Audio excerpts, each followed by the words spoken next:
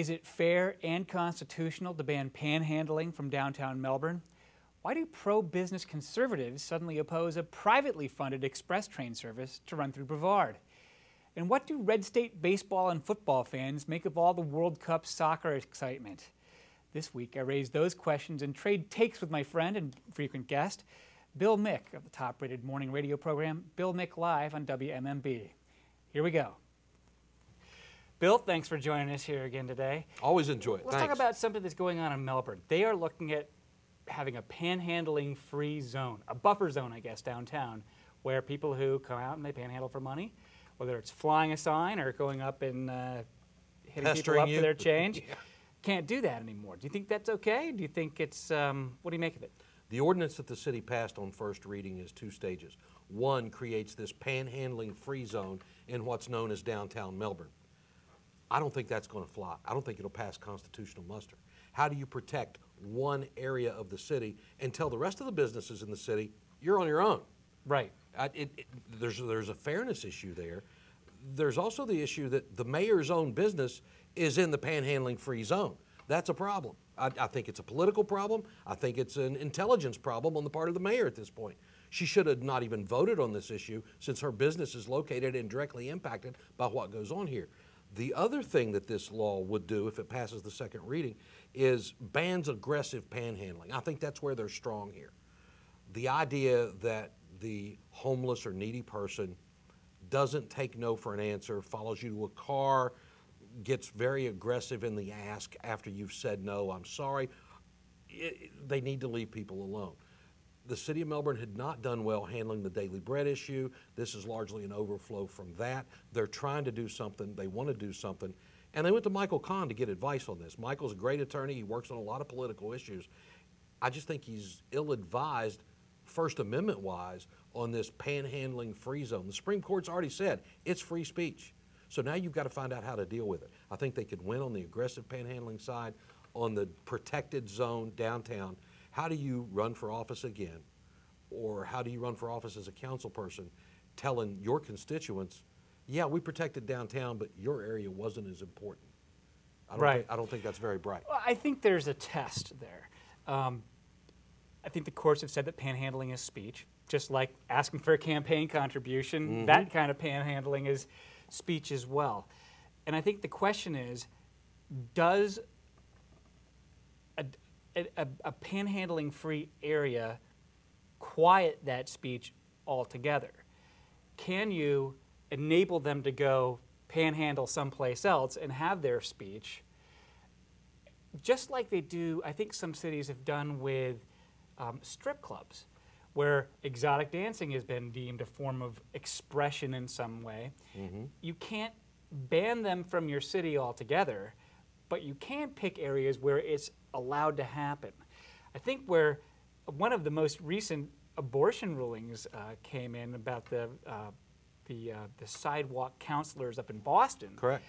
The court said a couple of interesting things about the ability to be on a public sidewalk and speak that way is one of the last refuges where you know you're not speaking to the choir, that people may not like what you have to say, but that's the point, that free speech is about this marketplace of ideas. Right.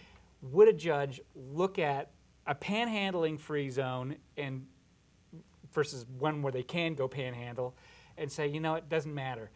You've quieted that speech and you've prevented them from being able to bring up issues of poverty or asking for money or doing whatever in a way that's just way too broad. It wouldn't surprise me to see a judge somewhere cite the Supreme Court abortion protest decision in dealing with a panhandling issue.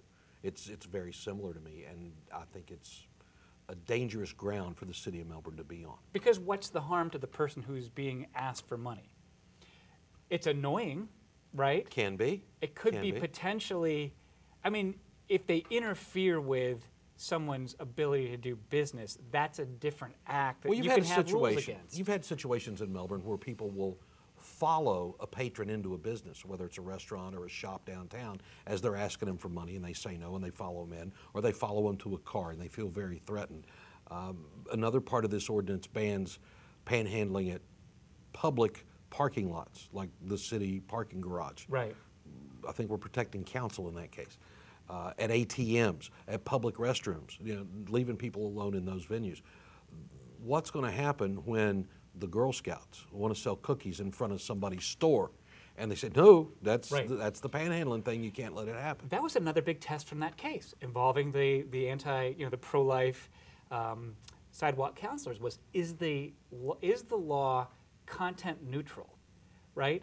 Does this buffer zone apply to anybody regardless of what kind of speech that they're making, or are you specifically targeting a type of speech? Right. And I think that if you are specifically targeting panhandling, asking for money, that is not content neutral, and therefore that could be an illegal ban. You can ban harassment, you can ban obstruction of a business or a public place, but you deal with that by having a sign saying, hey, do you feel harassed? Call this number and a police officer will come down and take care of it. You know the biggest harassment issue I've faced in downtown in the last year and a half? We had a Christmas party downtown Melbourne at one of the restaurants there for the company. And as I'm going in, I parked a block and a half away from the restaurant. And as I'm walking there, I'm accosted by no less than 6 people trying to get me to sign a medical marijuana petition. Are they going to ban that as well? Because those stoners needed to be somewhere else. Because you talk about aggressive and aggravating, they most certainly were. Dude, I need my Cheetos, sign this. It was crazy. They were making a push for sure. Let's talk about another issue that's in Florida today, in the past week or two, and it's going to be ongoing now for the short-term future, and that is this ongoing appeal by the Economic Development Commission of Florida Space Coast of a judge's ruling that makes their records open to the public. Not all of them. They can certainly continue to keep the names and identities of companies secret while they're in the process of negotiating for incentives. But the judge ruled that after the fact, if somebody goes and wants to request the records of their interactions with, say, Blue Ware, as Scott Ellis has sought records regarding that court contractor, that those are available to the public. EDC is appealing, and now County Attorney Scott Knox is considering filing a friend of the, what do you call it, a friend of the court brief? An amicus brief, yeah. Supporting the EDC's position. We gave it a thumbs down because I think those records ought to be public. What do you make of it? I think it's one of the dumbest moves I've seen an attorney make in a long, long time. The key issue in the Ellis EDC case was whether or not the EDC is a public entity. Well, they're doing the economic development work, even if you say as a contractor, for the county of Brevard. Their employees are on Brevard County's benefits rolls with their health insurance. There is no economic development activity by the county outside what's done by the EDC. They are, in effect, an arm of the government. And in Scott Knox's own agenda item that he published to the county commissioners, that I got a copy of the same time you did, he bolsters Ellis's point. Not that new evidence is going to go in front of any judges here, because the appellate court's going to rule based on what's already been ruled in court and the evidence that was there. So this is basically a county government entity saying, you're right, the EDC is a public entity. Thanks very much. I appreciate it. By making the case that competing counties or cities in Louisiana or Michigan or some other place might come in and take business away from Brevard County. Yeah. That's their argument. It also makes the case that the EDC is acting as their agent. If I am Scott Ellis, I'm writing a letter to Scott Knox saying, thank you for affirming my point. Sincerely, Scott Ellis. If the EDC's own arrogance brought this on. They had this relationship with the Needleman Clerk's office in Blue Ware as this deal came together. I'm not so sure there shouldn't be somebody from the EDC going to jail along with Rose Haar, Mitch Needleman, and Matt Dupree, because they were intimately involved in making the Blue Ware deal happen. Somebody's a rat somewhere, and we wouldn't have had these people arrested already. So how did the EDC stay out of it? I don't know. But because of that intimate relationship, they wanted to keep the records that Scott Ellis was supposed to now administer as the clerk of courts away from Scott Ellis. If they would have handed him those records, this case never goes to trial and we don't have this issue. It's EDC arrogance that brought this into play. It's forcing the clerk of court to spend a lot of money on attorneys at a time when he can't afford it. I mean, the courts are going through tough times financially, and, Sure. and this is not something that you want them to have to do. Although, if as a winner, as a plaintiff in a public record suit, he ought to have his attorney's fees paid for, Yep. from what I understand. And bottom line is, it's all county money anyway. They get $1.4 million from Brevard County every year to fund the EDC. That contributes, along with money from the cities, to 80% of their funding. So it's government money versus government money here. I don't think the EDC does a bad job, and I don't think that they necessarily did anything. We don't know that they did anything wrong or illegal in the Blueware case. Not at all. But on this issue of public records and openness, I think that they are hurting themselves. Absolutely. By making it seem as if they have something to hide. And they've made it a personal battle between them and Scott Ellis, when it should have been a professional relationship between the EDC and the clerk of courts, regardless if it was the former or the current clerk. I would also point out that besides the law that says that in economic development situations they can keep the identities of companies secret, there is also a law in Florida that says that if you are a contractor doing a significant function on behalf of a government, that contract has to include a clause that that your records related to that work are open. That's something that our Republican-led legislature in Tallahassee passed. We applauded it when it did pass. I don't see how this case and the EDC's argument complies with that law whatsoever.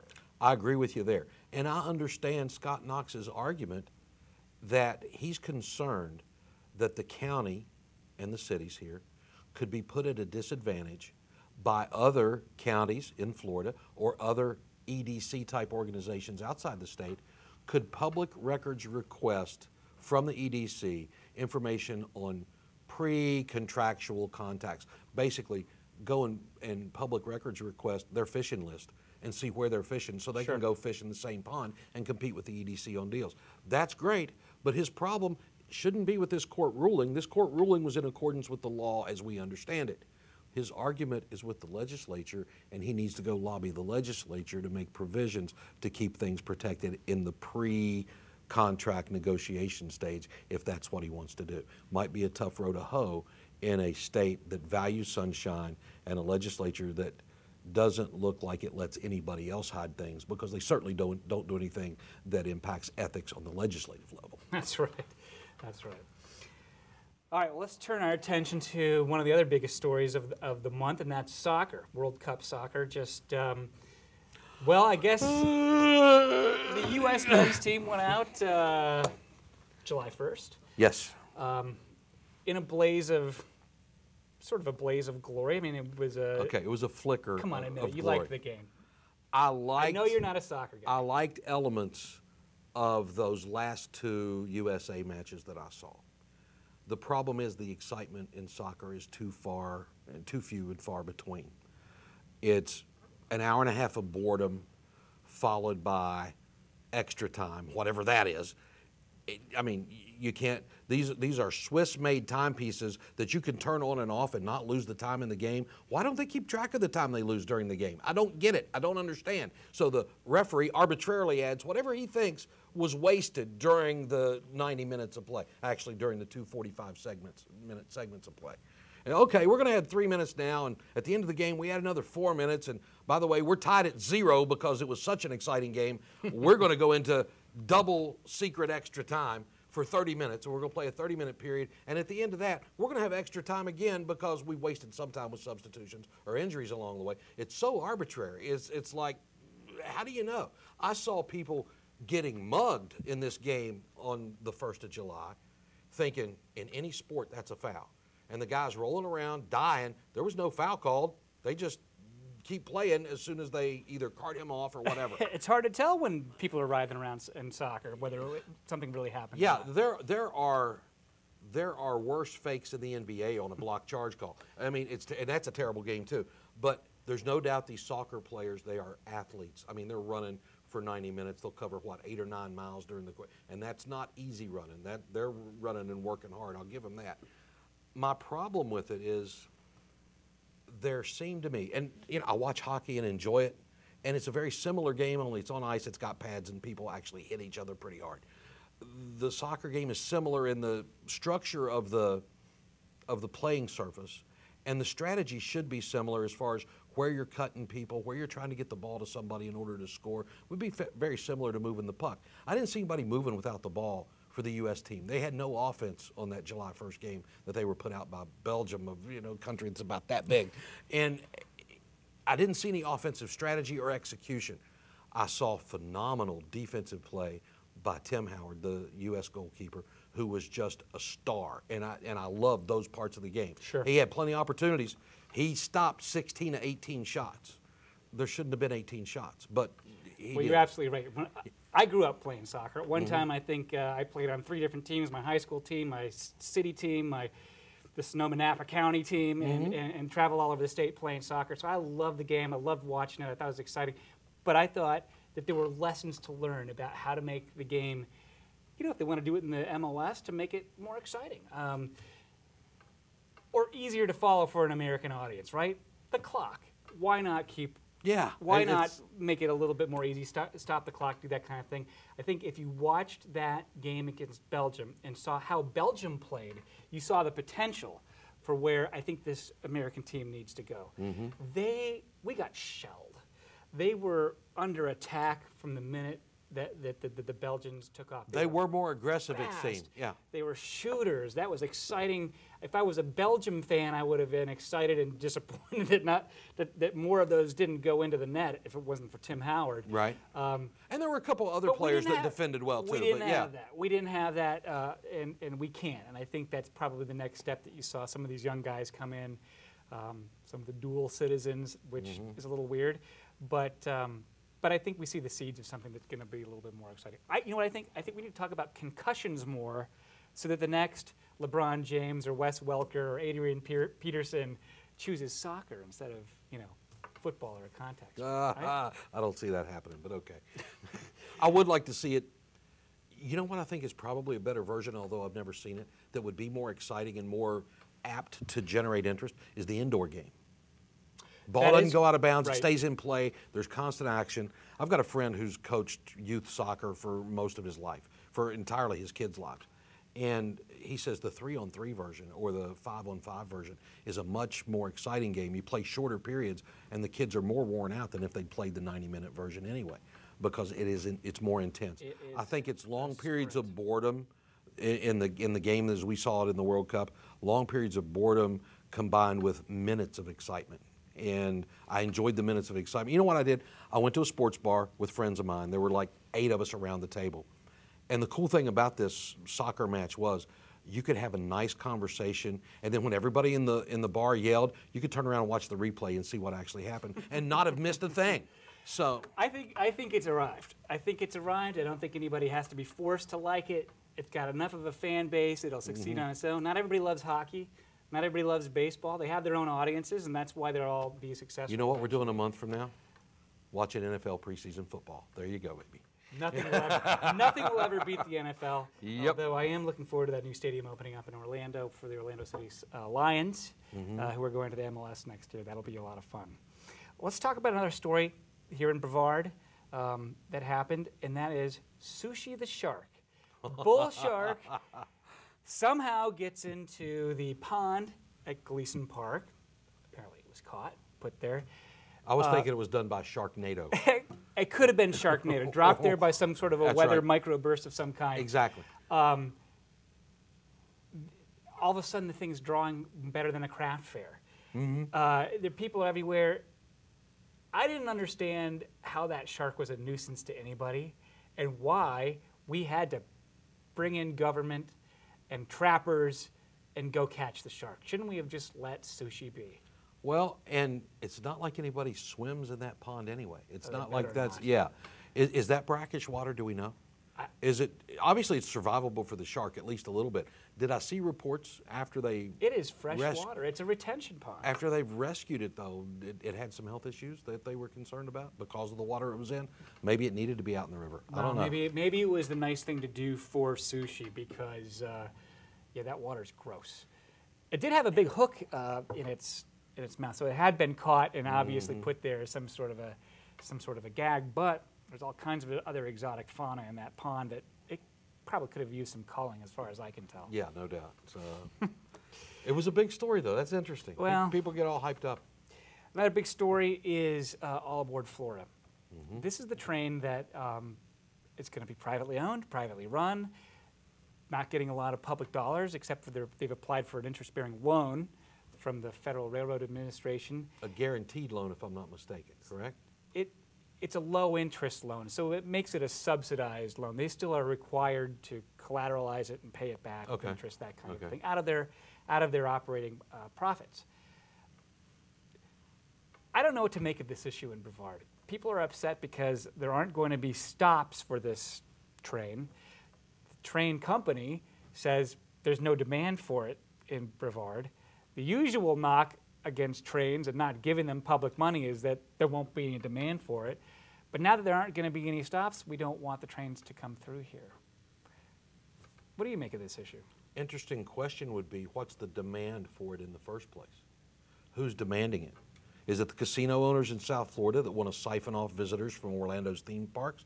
Is it the theme park owners in Orlando that want to siphon off visitors from the gambling palaces down in South Florida? I don't know. But what's the demand? And can they justify it with ridership? I don't know that that is feasible either. The big concern for Brevard and for the cities in Brevard is the maintenance cost of these crossings, where the old agreements that allowed a lot of the roads in Brevard County to go through require that the cities or the county be responsible for maintenance and upkeep of these railroad crossings. That could be an expensive venture. If you want quiet zones, apparently the cities have to be, or the county would have to be responsible for managing those quiet zones, whatever goes into making that happen. I think there is considerable government expense to be had here, and I can understand the reason for being upset about it. One of the interesting side notes is you've got the Melbourne vice mayor who's hosted a forum last week about this thing while he's in the middle of a campaign to run for county commission as a Republican. A lot of Republicans I know are against this train idea. He wants to moderate a forum, in which he did, I guess, and wanted to be seen as the great appeaser here, to bring everybody together and have the discussion. Problem solved. Not a bad idea, but not when you're in the middle of a campaign that's got 7 candidates in it, or 8, whatever the number is today. It changes from week to week. And it wasn't a smart political move. We'll see what happens. I don't think he's got a chance to get elected anyway. But the conversation needs to be had. It's a pretty arrogant outfit that is putting this together. They've got money, they've got power. Their PR firm out of Fort Lauderdale called me last week saying, we're calling to confirm an interview with you at 3:30 in the afternoon on July 8th. Isn't your show on between 6 a.m. and 9 a.m.? Yeah, it is. So I reply to them and say, look, my show's live 6 to 9. I don't do pre-recorded interviews. I'm happy to work with you to bring you on because I think the community does need to talk about this. And we do need to hear from the people who are putting it together. I don't mind having them on. But I'm not coming in during my nap time to go talk to these folks about their project that they want to sell to us. They can come on my show when it's live, or they can stay away. It doesn't matter to me. All right, so let's go back a minute here. We talked about questioning the demand for this train. Yeah. Why question it? Is it just because we want to decide whether or not we want to put our local money into maintaining the crossings? Absolutely. And if we decide that there isn't any demand, we don't put the money into the crossings, but that's it. We don't have a choice, though. We don't have a choice. So you just let that, yeah, because my question is, why are so many conservatives against a business trying to make a go of a train service on their own? Well, it's trying to make a go of it with government dollars attached, and it's going to put responsibility on these governments that they short-sightedly many years ago, when they decided to build these roads, said, oh yeah, we'll be responsible for that, let me sign. And they've committed governments decades down the road now to expensive repairs that they don't have the money set aside for. We can't pave the roads we've got now, according to our cities and our counties. And now we're going to take on this extra responsibility. That's why they're concerned. Absolutely. Well, if there's one area where I think the public can kind of monkey wrench this project, or at least interfere or bring some pressure to bear on it, I think it is in that application for the federal loan. Now, All Aboard Florida says that they have other options in terms of financing this part. They do appear to need to borrow to offset the startup costs. I mean, they're going to build an entirely new track from Cocoa all the way over to the Orlando International Airport. That's a pretty big deal, and very expensive. So they're going to have to offset those startup costs or diffuse them somehow, and I think they do need to borrow. And the conditions of the loan say they have to show that there's going to be environmentally friendly. It's going to not make a lot of noise pollution. There's an opportunity for the public to weigh in on those issues. And apparently, the train company has to pay for quiet zone improvements, including horns that are on the ground and face traffic, so that the trains don't have to honk as much as they come barreling through town. And it's their burden to prove that they don't need to do it.